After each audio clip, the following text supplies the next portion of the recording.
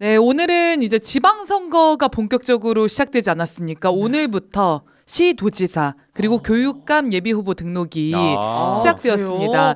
네, 그래서 어제자로 해서 정당들이 얼굴 들어가 있거나 이름 들어간 현수막을 다 철거를 했어야 됐어요. 저희도 자정 전까지 철거를 해야 되니까 어제 11시에 부랴부랴 현수막을 떼느라고 바쁘셨군요. 안 그러면 그게 사전 선거 운동이 되기 때문에 그런 거죠? 네, 맞습니다. 그래요. 네, 이제부터는 이제 정당 명의의 정책 홍보 현수막은 가능하지만 후보자로 추정될 수 있는 사람들을 홍보하거나 지지를 표명하거나 이런 게 안 돼서 네, 열심히 뗐습니다. 아니 그럼 한동훈도 토크 콘서트 진짜 안 되겠네. 근데 한동훈은 이제 출마 안 하려고 하는 거 아니에요? 김종인이 맞아. 김종인이 그런 얘기 김종인이 했어. 꼭 출마해야지만 정치하냐. 의회 밖에서 할 수도 있는 거다. 그러니까 한동훈이 출마할 배짱이 없어 보이고 선택받을 것 같지가 않으니까 네. 막 여러 방면으로 출로를 열어주는 것 같아요. 마련해 주는 거군요. 그거 그냥 시민 아닌가요? 시민들도 다 정치하지. 근데 이제 정당 대표로 정치력, 지도력을 가지려면 좀 국민의 이렇게 평가도 받아보고 그쵸. 선택도 받아보고 실패도 해보고 네, 심판도 해보고 야. 나를 따라 앞으로 뭐 이렇게 해야 되는 거 아닙니까? 그런 게 없어요 한동훈은. 한동훈은 역시 인터넷만 하면서 네. 나를 위해 집회해 주세요. 네. 응원합니다. 뭐 네. 이런 스타일이어서. 알겠습니다. 네. 그래서 지금 지방선거 현수막을 떼는 것도 있지만 막 달아야 될 때도 있는 거잖아요. 네. 네? 네? 지방선거 이제 맞아서 맞아서 관련된 현수막을 이제 뭐 공약 같은 거 그런 현수막이 막 내용으로. 이제 달아야 되는 거죠. 정당의 정책, 공약 이런 내용의 현수막을 개척을 하는 거죠. 별 얘기를 안 하고 있었는데 왜 저만 원샷 잡으시는 거예요? 부담스럽게. 깜짝 놀랐네. 네, 그래서 좀 네네네. 지방선거 이야기로 시작을 해보려고 하는데요. 이번에 지방선거가 어떤 정치적 의미를 갖는가, 의의를 갖는가 이런 거 저희가 많이 이제 토론을 또 했습니다. 네. 또 윤석열의 12.3 내란을 제압하고 처음으로 맞는 전국적인 중요 정치 일정 아니겠습니까? 그쵸. 물론 이제 대선이 있긴 했지만 네, 그래서 대한민국의 헌정 질서를 유린하고 국정을 문란한 이 내란 세력들을 완전히 청산해야 된다. 그리고 국힘당에게 괴멸적 타격을 입히는 국힘당 심판의 장이 되어야 된다. 이런 걸 강조해왔습니다. 네. 근데 이제 최근에 국힘당이 앞에서도 다뤄주셨지만 윤석열과 절연하기는커녕 더 극으로 폭주하면서 뭐 정말 사면초가 위기에 놓여있지 않습니까? 그러니까요. 좀 있으면 진짜 주먹 다짐 하겠어요. 너무 얘네들은. 재밌더라고요. 너 나왔다 어쩔래? 뭐 너무 재밌었고 지금 이제 고성국이 전두환 윤석열 사진 당사에 걸어라 이렇게 얘기를 했는데 이 고성국을 특별 당원이다 이렇게 추켜 세웠던 조정훈이 국힘당 인재영입위원장이 되었다는 거 아닙니까? 조정훈이 그 민주당에서 나갔던 사람 네, 아니에요? 그 아유. 철새 같은 놈 있잖아요. 근데 이 사람이 지금 국힘당 인재영입위원장으로 새로 임명이 됐는데 고성국 같은 사람을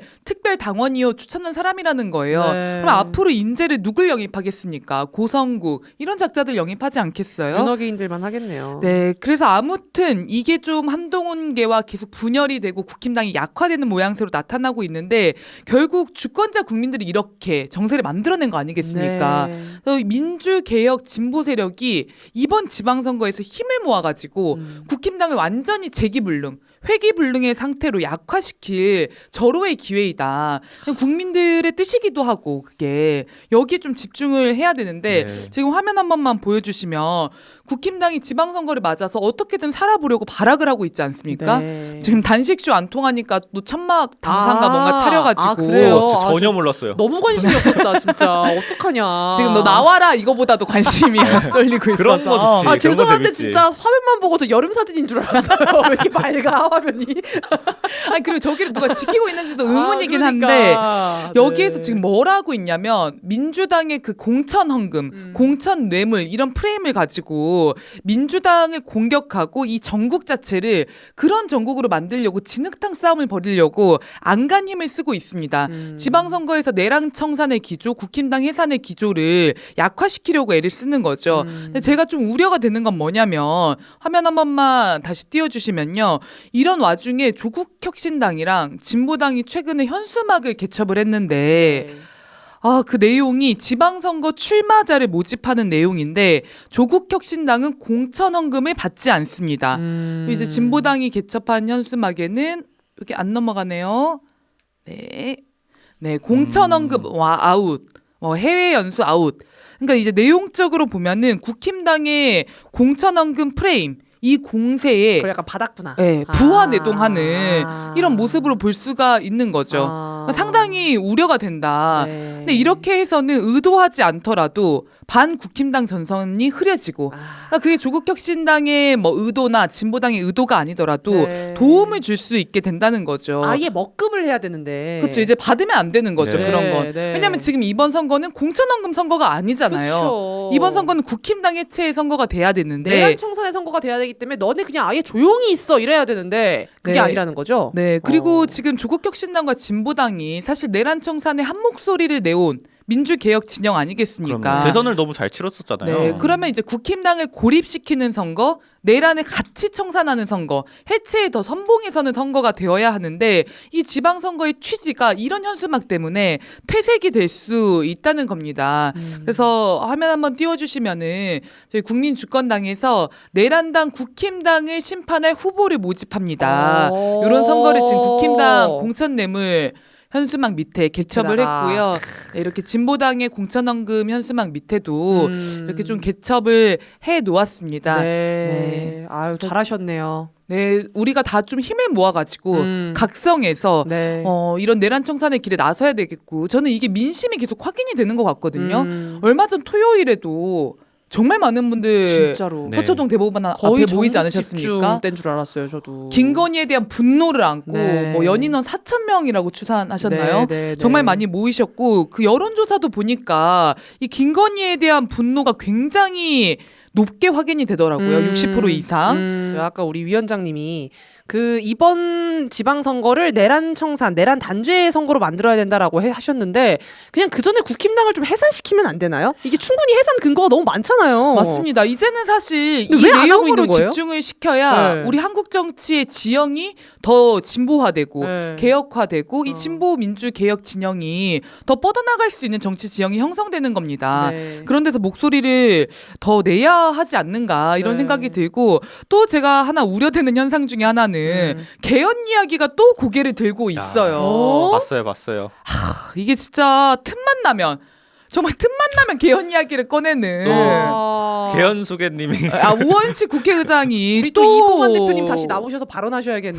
신발끈 고쳐매고 내란 청산할 시기에 지금 또 개헌을 네, 그랬군요. 지금 우원식 국회의장, 한병도 네. 민주당 원내대표, 조국 대표가 개헌 이야기를 지금 또 언급을 하고 있습니다. 근데 원포인트 개헌하자 지방선거랑 발맞춰가지고 뭐 이런 주장인데 사실 원포인트라고 하는 것도 사회적으로 지금 합의가 된 게 없잖아요. 그쵸. 그쵸. 그러니까 각자의 원포인트가 너무 달라요. 그건 원포인트가 아니라 다 포인트 아닙니까? 그럼 이 논리를 만드는 과정 자체가 굉장히 소모적이고 쟁점이 여기로 쏠린다는 거예요. 그쵸. 그러니까 지금은 내란 청산에 집중하고 이걸 완수시켜야 되는 건데 쟁점이 너무 펼쳐지는 거 아니겠습니까? 네. 국힘당이랑 합심해가지고 만들 수 있는 개헌안이 뭐가 있다고 이렇게 그러니까요. 그리고 개헌을 개헌을 하게 하고 되면 싶어 어쨌든 야당이랑 테이블 원탁에 지금 앉아야 된다라는 건데 우리는 야당으로 인정을 안 한다라는 거잖아요. 국힘당은. 네, 일단 국힘당 의원들 제명시키고 네. 처벌하고 해산시키고 그 다음에 뭐 개헌을 논의하든지 해야 되는 거 아닙니까? 그렇죠. 105명을 그대로 두고 어떻게 나라를 위하는 개헌이 될 수 있겠습니까?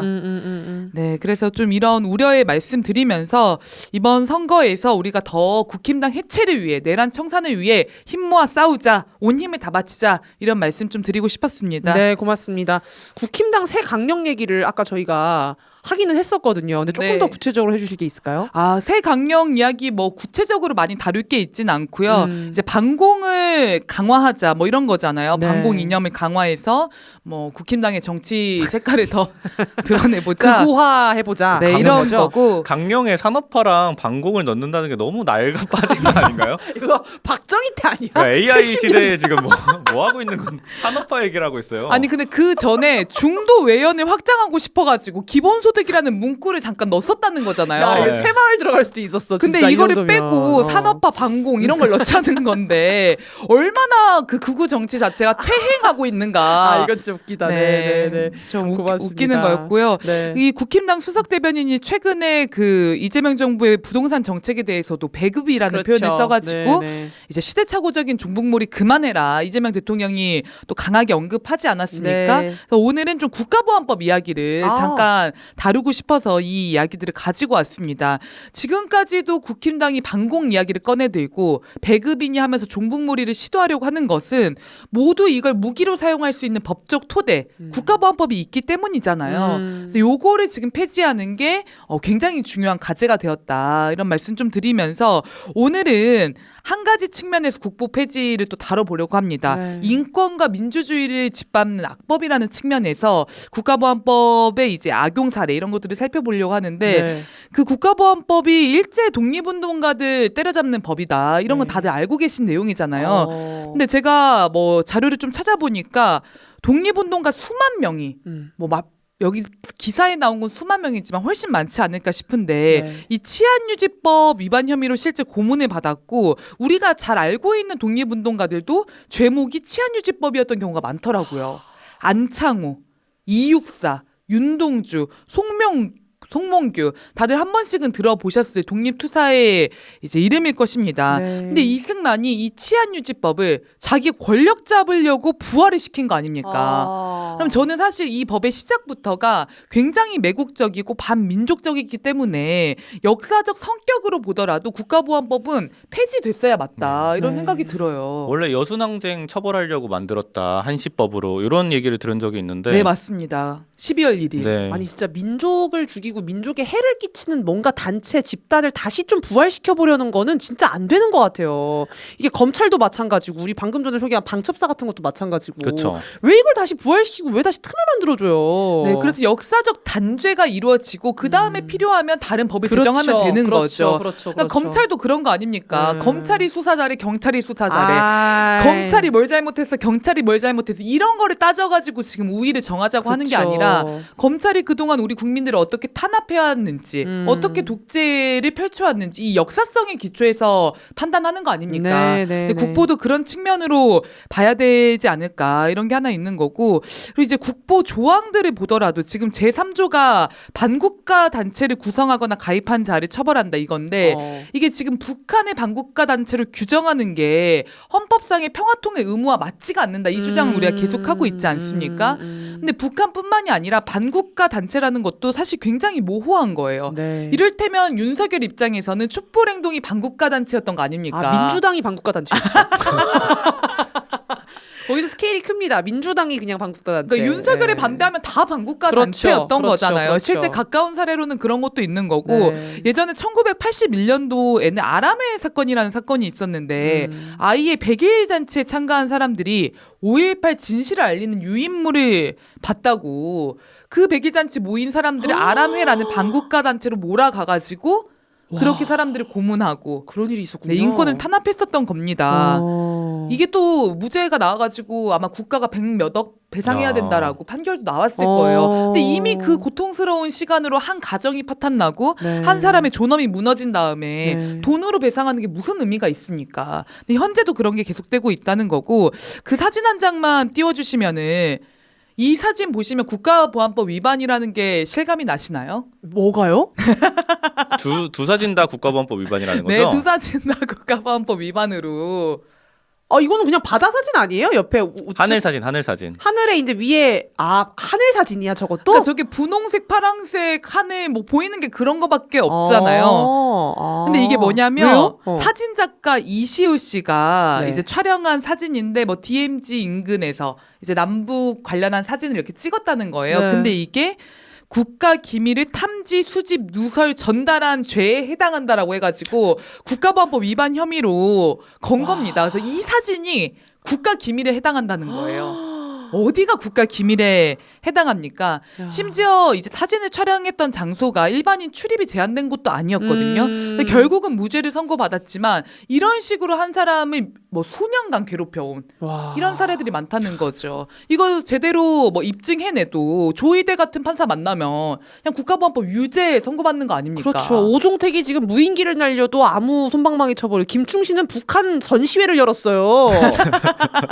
근데 국가보안법이 이래서 코에 걸면 코걸이, 귀에 걸면 귀걸이 아니에요. 맞습니다. 이런 거구나. 네, 이런 사례들도 있는 거고요. 네. 그리고 이제 뭐 7조 찬양고무죄 예를 들면 대동강 맥주 맛있다 하면 찬양 고무되는 그쵸, 거죠. 그쵸. 실제 그렇게 검사가 기소했던 사례도 있습니다. 네. 그리고 8조 회합통신죄는 북한 사람을 만나면 처벌할 수 있다로 이제 규정될 수 있는 거거든요.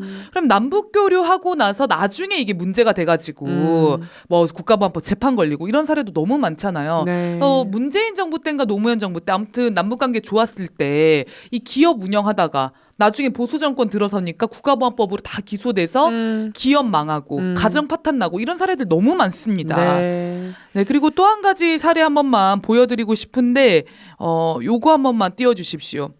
지금 이게 경기도 교육청에서 사연을 오. 받아가지고 그 인스타에서 만화를 만들어주는 어머. 뭐 그런 프로그램을 깜찍한 프로그램을 했었나 봐요. 네. 그래서 우리 뭐 학생들이든 선생님이든 뭐 요거를 좀 제보를 한 거죠. 이런 네. 사연이 있었어요. 우리가 통일 교육을 했는데 뭐 북한에서 소풍 가는 모습이 이랬고 뭐 어쩌고저쩌고 이런 걸 제보를 해가지고 나도 북한 친구들 만나고 싶다. 뭐 이런 거겠죠. 북한 친구들은 뭐 점심 때 학교를 간다고요. 뭐 부러워요. 이런 얘기를 한 거예요. 너무 아름다운 통일 교육의 평화 교육의 현장 아닙니까? 네네네. 근데 이거를 조중동이 국가보안법 와. 고무차냐 어린아이들에게 이런 세뇌를 시키고 있다. 안보 불안이 조장되고 있다.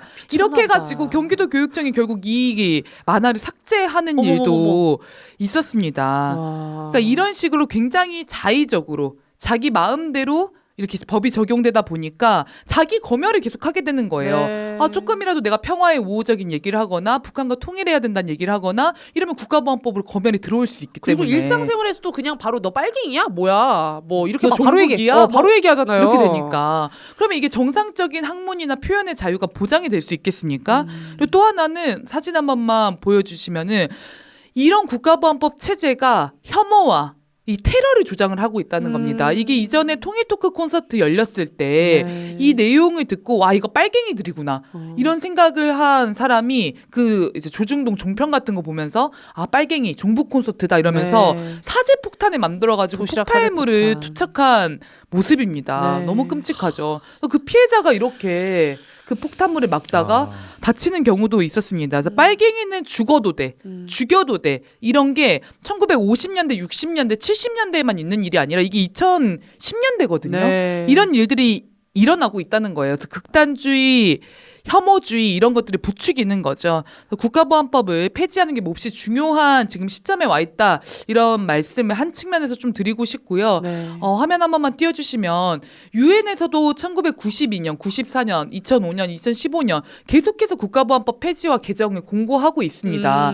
지금 전 세계적으로 이런 국가보안법 같은 법을 가지고 있는 나라가 대한민국이 유일합니다. 다른 세계의 그 어떤 나라도 이런 법을 가지고 있는 나라가 없어요. 네. 그러면 이제 극우 보수들은 국가보안법 없어지면 큰일 날 것처럼 말하지만 국힘당은 다른 나라들은 그런 국가의 체제와 제도를 어떻게 유지시킨단 그렇죠. 말입니까? 자기들한테 큰일 나는 거죠. 국가보안법이 없어지면. 그러니까 이렇게 철통방어를 하는 거 아니에요? 바들바들 떨면서 네. 이재명 정부의 목적이 뭐야 막 이렇게 그쵸. 따지고 들던데 네, 네, 좋은 네. 사회 만들자는 게 목적 아니겠습니까? 네. 지금 국회에서도 어쨌든간 좀 분위기가 올라오고 있다라는 거 아니에요? 이게 국가보안법 철폐에 대해서? 지금 국가보안법 폐지 법안이 발의가 됐고 31명이 지금 동의를 했습니다. 김준영 의원도 하셨다고. 네. 지난번에 말씀하셨죠. 네, 집에 네. 나오셔가지고. 맞아요. 근데 아직은 많지가 않은 게 국힘당이 자꾸 종북몰이 하려고 하고 조중동이 또 나팔을 불어대니까 약간 소극화되는 측면이 있습니다. 그래서 네. 우리 국민들이 이걸 끌어내야 된다. 그쵸. 견인해내야 된다. 이런 말씀 좀 드리고 싶고요. 네. 그래서 지금 그런 움직임을 좀 본격화하고 있습니다.